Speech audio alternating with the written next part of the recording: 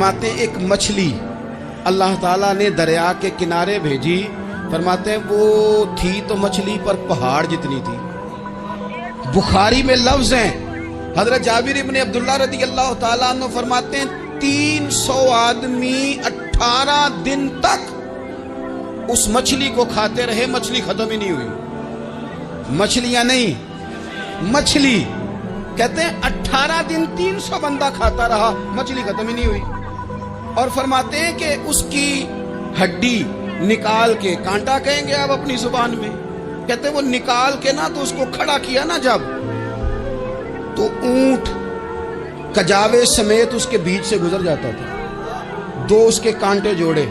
फरमाते हैं वो उसका गोश्त हम खाते थे और उसकी चर्बी बतौर तेल के हम जिस्मों पे मलते थे, बीमारों को उससे सुकून आता था, तंदुरुस्ती शिफा होती थी। फरमाते हैं हम खाया भी हमने और कुछ लेके हम मदीने भी गए, और कुर्बान जाए नबी पाक ने भी उसमें से खाया। हमने अर्ज की हुजूर ये मुअम्मा क्या है, ये माजरा क्या है? तो महबूब ने फरमाया तुम्हारे पास ग़िज़ा नहीं थी, रब ने तुम्हारे लिए बंदोबस्त किया है, अल्लाह ने तुम्हें दिया है। मकान शुरू कर लिया एक साहब ने, वो मकान बनाने लगे, आप वो हिसाब लगा रहे हैं, कहते हैं मेरे पास इतने पैसे हैं, इतने मैंने फलाने दोस्त से कहना है उसने दे देने, इतने फलाने रिश्तेदार से कहना है उसने दे देने, इतने फलाने से कहना है उसने दे देने। ये सारी कापी बना के मकान शुरू कर लिया। जो रोज कहता था ना कोई हुक्म हो जाते दसी, सबसे पहले उसको कहा मियाँ पैसे चाहिए। वो कहता हो कल ही मुंडा टोरिया, कदे तू परसों दस दाते लब जाने सन। मैं आपको अपने तजर्बे की बात बता रहा हूँ। जिन लोगों का ख्याल होता है ना कि आप स्टार्ट करें फलाना काम, हम आपके साथ हैं, अल्लाह का ही कोई निज़ाम है, वो बिल्कुल भी नहीं साथ होते। लेकिन ऐसा नहीं है कि कोई साथ नहीं होता, अल्लाह ताला बड़े असबाब पैदा करता है, वहां से देता है जहां से गुमान भी। हमारा ये ज़हन बन जाता है, हम सारी अपने हिसाब से चलते हैं, इतने रिश्तेदारों से, इतने कौन आपके साथ चलेगा, सवाल ही नहीं पैदा होता। ये सारे काम छोड़ के सबसे पहले 2 रखने पड़ो, अपने रब की बारगाह में, रसूल कायनात की बारगाह में गुजारिशात और इस्तिगासे पेश करो, वहां से खैर तलब करो। दुनियादार क्या देंगे, क्या दे सकते हैं, क्या हैसियत होती है किसी। अल्लाह कहता है वहां से दूंगा। तो जो अल्लाह माल दे वो लेना चाहिए कि रिश्तेदारों का माल देखना चाहिए? जो अल्लाह दे वो लेना चाहिए कि सेठों नवाबों की जेबें देखनी चाहिए? जो अल्लाह दे वो कबूल करना चाहिए या देखना चाहिए कौन सा आदमी कहां पहुंच गया? छोड़ो, अपनी मट्टी पे चलने का सलीका सीखो। किसी के संग मरमर पे चलोगे तो फिसल जाओगे, फिसल जाओ। इस पर एक और बात अर्ज कर दूं, सही बुखारी से, मुस्लिम से एक और बात। कुछ चीजें ऐसी हैं जिनसे अल्लाह की मदद आती है, मदद मिलती है। एक चीज उनमें से ऐसी है जिससे बहुत मदद नाज़िल होती है, वो है कि जब रब आपको देना तो फिर आप भी उसके रास्ते में दें, फिर मदद आती है, फिर और आता है। बुखारी मुस्लिम में हदीस है, ये ज्यादा ही तवज्जो तलब अमर है, इस पर आप गौर करेंगे।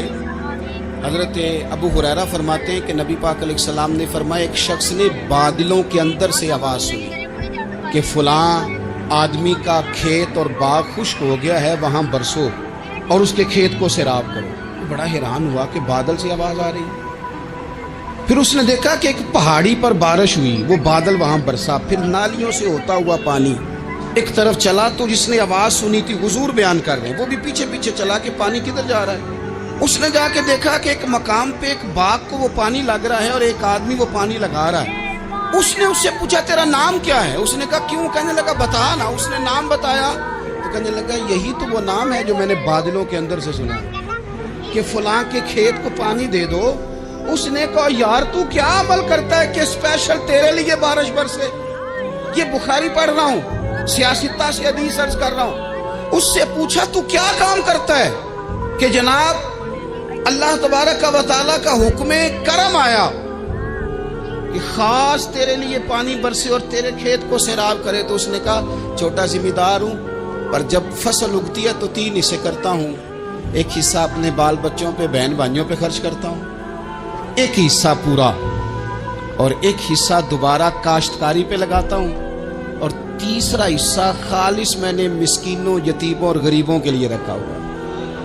वो जो तीसरा हिस्सा, अल्लाह करे आप समझे, वो रब के बंदों पे तीसरा हिस्सा खर्च करता है ना, تو کریم مالک نے فرمایا جہاں سے غریب کا حصہ جاتا ہے وہ کھیت خشک نہیں رہنا چاہیے، وہ جہاں سے مسکین روٹی کھاتے ہیں وہ خشک نہ رہے، جہاں سے یتیموں کو کچھ آتا ہے کہیں اس کی فصل رہ نہ جائے۔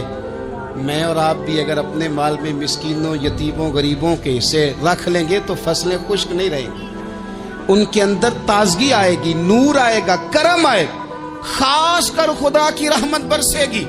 مدد اللہ سے چاہیں، اپنی توجہات کا مرکز رب رسول کی ذات کو بنائیں، پھر آپ محسوس کریں گے کہ بڑی جلدی اللہ تعالیٰ کی مدد آنے لگی ہے۔ کبھی آپ صرف کہہ دیں نا میرا رب میرے ساتھ ہے، اس لفظ میں اتنی طاقت ہے کہ دشمن ویسے زہر ہو جاتا ہے۔ زندگی میں کسی سے بھی لڑائی ہو اچھی طرح سوچ لیں کہ اللہ اس طرف ہے یا اس طرف ہے۔ اگر آپ زیادتی پہ ہیں تو پھر رب مظلوم کی جانب ہے۔